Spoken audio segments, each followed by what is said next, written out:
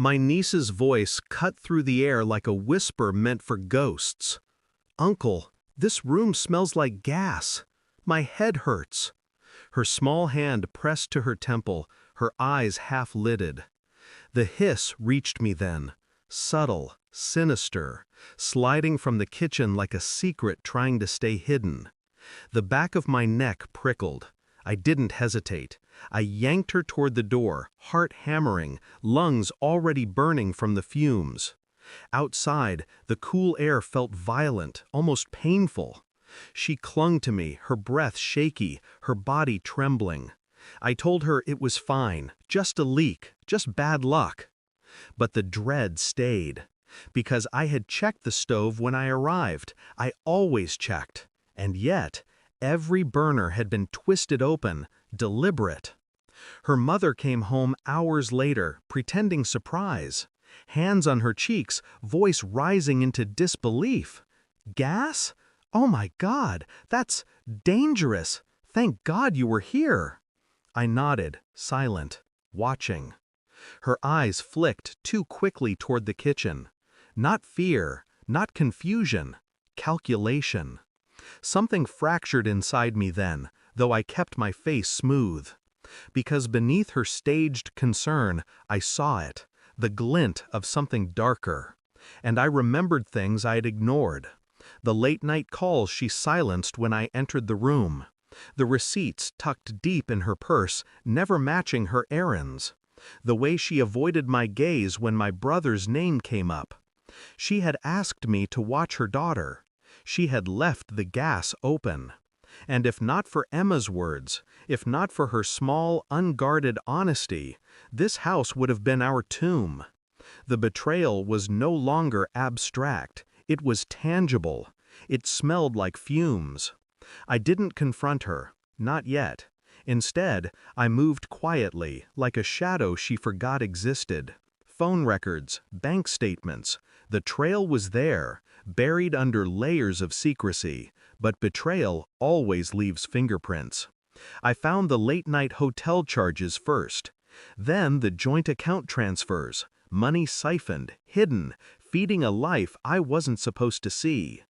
And then, finally, the piece that twisted the knife deeper, photographs. Her with my brother. Smiling, touching. A reunion staged in the dark while I played the fool in daylight. The gas leak hadn't been random. It had been a test. An attempt to erase me, and Emma. I stayed calm, methodical. I cooked her dinner. I asked her about her day. I smiled when she smiled. But inside, I cataloged every lie, every false gesture. Betrayal doesn't scream. It whispers, patient, waiting for the moment you stop pretending. The report from the investigator landed in my lap like scripture. Dates, times, photographs, proof carved in ink and pixels. Her double life wasn't speculation anymore, it was fact. She had chosen my brother. She had chosen deception. And when the weight of secrecy grew too heavy, she chose fire over confession. That night, I set the report on the table while she cooked. The smell of onions filled the air, sharp, stinging my eyes. She turned, saw the folder. Her hands trembled before she even touched it. Page after page, her face crumbled. Finally, she whispered, "You don't understand." I said nothing. Tears welled. Her body shook. But I stayed still, my silence colder than any accusation. Because the truth wasn't just in the report, it was in her reaction. The guilt was already eating her alive. The next morning, I called her bluff. I told her Emma was with me for the week, that she needed space, that I didn't trust her anymore. Her panic cracked through the facade. She begged, pleaded, voice hoarse with desperation. "Don't take her, she's all I have." I looked at her then, truly looked, at the woman who had tried to turn our lives into ash. "You had everything," I said softly, "and you gave it away." I walked out, Emma's small hand in mine. Behind us, I heard her sobs break into silence. And in that silence, I knew I had won. Life has grown quieter since. Too quiet, some might say. But quiet is what I wanted. Emma laughs again, though sometimes the sound falters, shadowed by memories she can't quite name. I let her laughter fill the rooms once poisoned by gas.